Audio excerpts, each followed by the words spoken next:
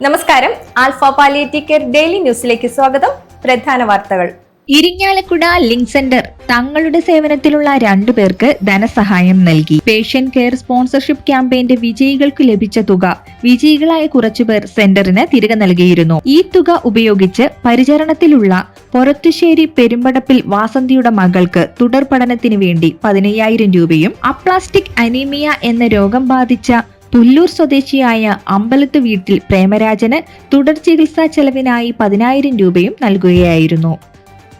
കിടപ്പിലായ പിതാവിനും ഹൃദ്രോഗിയായ മകൾക്കും സഹായവുമായി ആൽഫ ഏറ്റുമാനൂർ സെന്റർ. ഏറ്റുമാനൂർ വള്ളിക്കാടിനടുത്ത് വാഹന സൗകര്യമില്ലാത്ത സാഹചര്യത്തിൽ താമസിക്കുന്ന 43 വയസ്സുള്ള ബിന്ദുവിനും വാർദ്ധക്യവും കഠിനമായ പ്രമേഹ രോഗവും അലട്ടുന്ന പിതാവ് ബാബയ്ക്കും താങ്ങായാണ് Alpha Ettumanoor centre home care ആരംഭിച്ചത്. കോവിഡ് ബാധിതനായി ഭർത്താവ് മരണപ്പെടുകയും കോവിഡിന് ശേഷം കടുത്ത ഹൃദ്രോഗ ബാധിതയാകുകയും ചെയ്ത ബിന്ദുവിനും പിതാവിനും ജോലി ചെയ്യാനാകാത്ത സ്ഥിതിയാണ്. സമീപത്തെ അംഗൻവാടി ടീച്ചർ അറിയിച്ചതിനെ തുടർന്നാണ് alpha Ettumanoor home care team അവിടെ എത്തി കുടുംബത്തെ കണ്ടത്. അത്യാവശ്യം വേണ്ട മരുന്നുകൾ ആൽഫ ടീം നൽകുകയും സെന്ററിലെ വോളണ്ടിയർമാരുമായി ആലോചിച്ച് വേണ്ട മറ്റു സഹായങ്ങൾ ചെയ്യാനും തീരുമാനിച്ചു.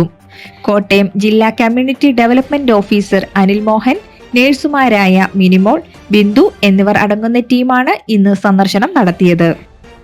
ആൽഫ പുനലൂർ സെന്റർ പ്രവർത്തനാവലോകന യോഗം ഇന്നലെ നടന്നു. പ്രസിഡന്റ് എസ് അനിൽകുമാർ അധ്യക്ഷത വഹിച്ചു.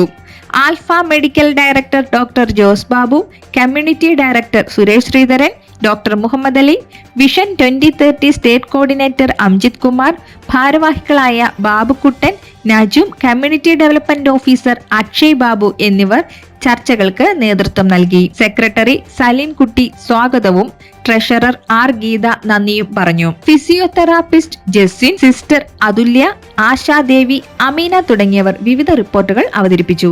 ഈ വാർത്ത കൊല്ലം സെന്ററിലേത് എന്ന നിലയിൽ ഇന്നലെ തെറ്റായി കൊടുക്കാനിടയായതിൽ ഖേദിക്കുന്നു. ഇതോടെ ഇന്നത്തെ വാർത്തകൾ അവസാനിക്കുന്നു. ജയ് ഹിന്ദ്.